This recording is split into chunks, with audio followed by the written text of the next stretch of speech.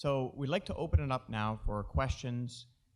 So maybe the format will be maybe a hand raise, okay? And Mila will hand you a mic. So how do you set up Google Analytics so you can see it? Yeah, so Here's and right. So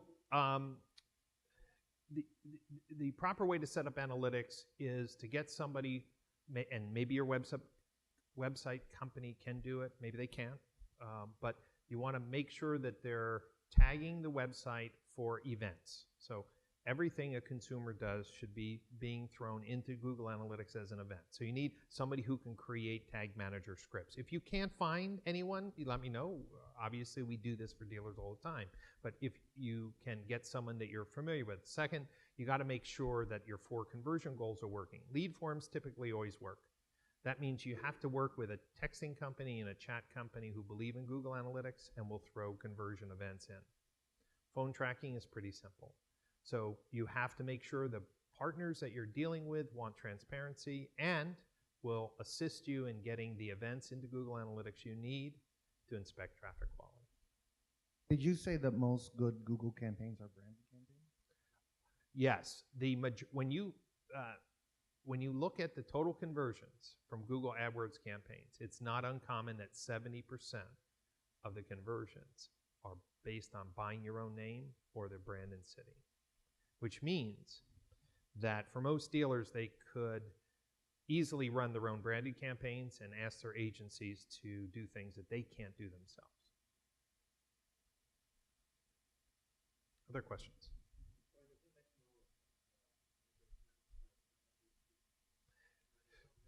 Time on site is not an important metric because of bot traffic and website design. There's so many things, meaning when you look at time on site, other than as a trailing indicator that the people who submitted a lead had more time on site, it's not a direct indicator. So you could say time on site is high because your website stinks and it's so disorganized and people take a lot more time to find stuff. And then you could say time on site is low is great because I have a mobile experience, everything is really easy, I have great navigation, so people get to, what I'm looking for is not time on site or number of pages viewed, is what they did on those pages. If somebody goes page, the page, the page, the page, the page, and spent 2.5 minutes, it can be a bot. I've seen it millions of times because I've done extensive research. When you look at number of page views and time on site, you are susceptible to bot traffic, just blowing out your money. You want to, in a sense, get more engagement per visit. That's the metric that is aligned with selling more cars. Question for Brian. It's hard to get a proper overall picture with the different platforms. You mentioned earlier traffic from Facebook and other platforms to the website are not necessarily high. So how can you use Google Analytics to measure third-party platforms? Great. This is a very interesting conversation, but think of it this way. Let's just say in our system, on our specification, which is open and free, we weight the different actions, right? So if somebody submits a lead form, that's pretty high, or a phone call. And if somebody just scrolls down the page, those points are low. When you score relative traffic quality, here's what you'll find. Even though only a few people come from third-party classifieds to the dealer's website, those people are super engaged, meaning they have very high engagement rates, high PER, or photo engagement rate. In a sense, the referral traffic from Facebook or third-party classifieds is just a little bit like a couple drops in the Petri dish, but when we look at that, we say, wow, when I compare that traffic to my AdWords or my email, man, this audience, whatever it is really engaged. And that's part, without using more advanced analytics tracking, it's a way for you to inspect traffic quality. Okay? What's that? Yeah, I mean... It's just a peak because for the rest we have to rely on the data provided by those two. That's right. So a dealer might say, hey, I get 100 referrals a month. But what's the quality of those 100 referrals? And what you'll find is that for even that small population, their engagement and conversion is relatively high.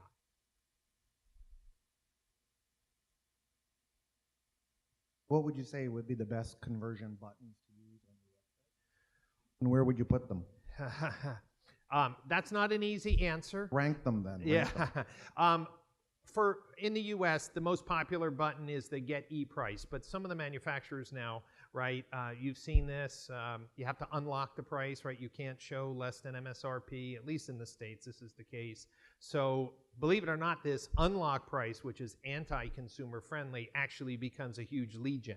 So I think Honda, for example, you have to advertise on the VDP, the MSRP, and if your price is lower, you have to hit unlock price. You have to get two-way engagement, and then you could show the dealer price. Well, a lot of dealers are using that unlock feature to actually capture leads. I don't think it's consumer friendly, but the OEMs are, have restrictions. But in general, the Get E-Price button of all the texts or Get Best Price is typically the highest click button on a VDP.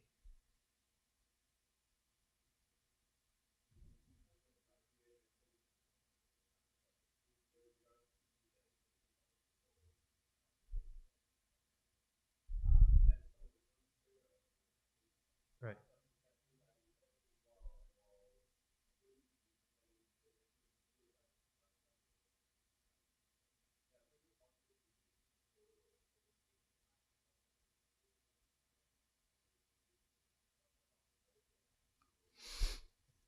Great question. So to re-summarize this, I said that, and Trader is one number, but like for instance, Edmunds in the States is about 60% PER. So you guys are at 63, they're at 60, so that's two that I can share publicly, right? So yes, I think if somebody is shopping for a used car and they go to Trader and they look at all the photos, I don't think they need, to look at the photos again. Do you agree with that just general premise? Meaning, obviously people may need to check one or two photos. This is exactly the car, it had that red stitching, okay. But in general, the question is who exposes the photos? And my point is that Google basically convinced dealers that by buying a single keyword, just a single keyword, you can establish intent and show an ad and take them to a landing page, and that would get them to be an engaged shopper. Google say we can get high funnel, low funnel, mid funnel shoppers. When you look at the average AdWords campaign in the United States, the PER is under 10%, which means that there's absolutely no way that all of those shoppers who are clicking on AdWords are already been on a third-party classified and looked at photos. It just means that people aren't using AdWords in the way that you were told. When somebody sees an ad on Facebook, here's the thing, and they make a phone call, over 50% of the phone calls are for sales. Do you understand? Facebook isn't a search engine. You with me? You don't have to guess intent. They saw the carousel ad with the photos. You with me? So all I'm trying to say is if you want to sell more cars on your website, you need to find the traffic channels, campaigns that are increasing engagement. Photo engagement is one of the key. Cars that have higher photo engagement rate have a higher turn rate. It makes complete sense, right?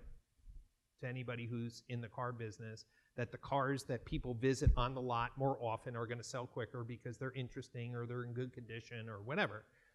We just never had the metrics on your websites to determine which channels are producing the right results.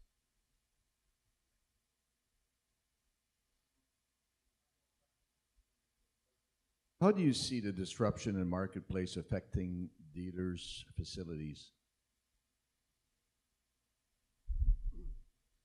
Great question. If we look at short term, I don't see a huge disruption in the short term, so say the next 5 years. But as you get into, there's a couple things. As you look at the fleet side of where quadrant 4, if you remember that quadrant where it's autonomous and you're looking at more fleet management, I think that there will be more of a need from a service perspective.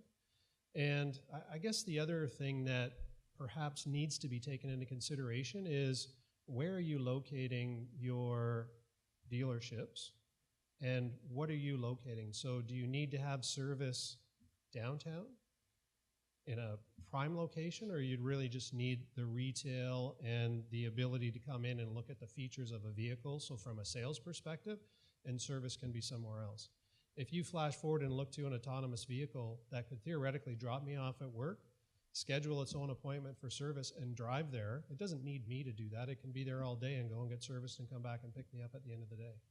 So I think there'll be your physical locations. You'll need to really think about what you want to use them for and where the best place is to physically locate them. So I think from a major disruption perspective, that's something that can be and should be on your minds longer term.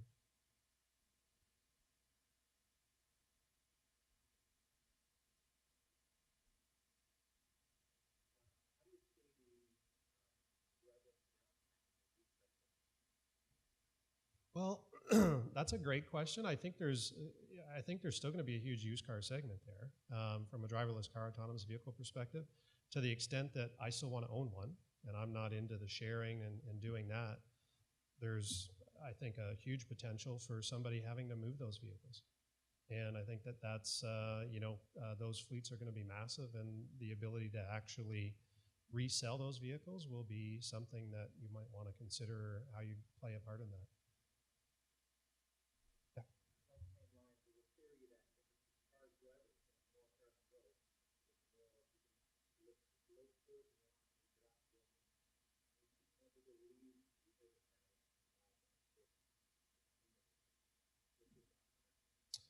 Well, that's getting into a little bit on the broader future mobility and what the city's infrastructures are capable of handling. So I'm not as familiar with that and what that will do. I mean, for me, it's interesting because I look at the generational side of things more than I look at, if I don't have to drive a vehicle and I can be more productive when I'm in the vehicle. So my commute, I live in Toronto, my commute round trip, I'm about an hour, 15 minutes downtown, about an hour and a half to get out of town. So I'm close to 3 hours is my invested time in the car on any given day. 15 hours a week, I'd love to have that time to do lots of other things than driving. But at the end of the day, I still think generationally people are not buying cars as much, that the younger generations want to be in those cores, and they'll get a car when they need a car. And I didn't even talk about subscription models, so there's different avenues from a subscription model perspective as well, but I don't think the autonomous vehicle is going to push people out of the centers. I don't think the autonomous vehicle is going to encourage people to spend more time in their vehicles.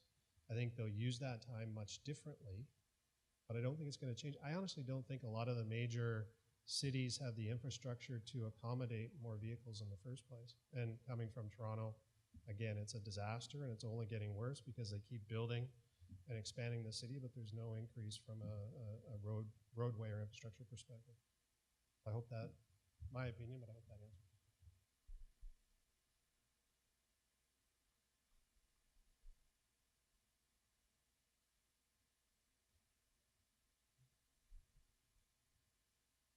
Okay, so first, just a quick bit of housekeeping, and then some thank yous. Perfect. Okay, so the housekeeping and a little bit of a prize, an entry to win. So we're going to be sending out a link to all of you that came today for just a short survey to get your feedback on our first Carology in Ottawa. We look forward to doing it again next year. And so your feedback would be really appreciated. I'd like to thank all of you for coming today. It's been a great morning, and it's lovely to be in such a wonderful venue. It's been really lovely. If you'd like the presentations, what Mila and I just discussed it, and so the best way to coordinate it, here's what we're going to do. If you want to take note of this one email address, please email us at B2B, and that's a letter, number 2, B2B marketing at trader.ca. So B2B marketing at trader.ca. And so if you send that, Mila will receive that email and make sure she organizes with Brian and Tim to get a abridged version of their presentation out to you. Okay, so bit of housekeeping: survey, email address, and I just want to take a moment to thank our speakers today. What a fabulous job they've done, and such good, interesting learnings today. Big round of applause for Tim and Brian. Thank you. Thank you. Thank you. Thank you very much.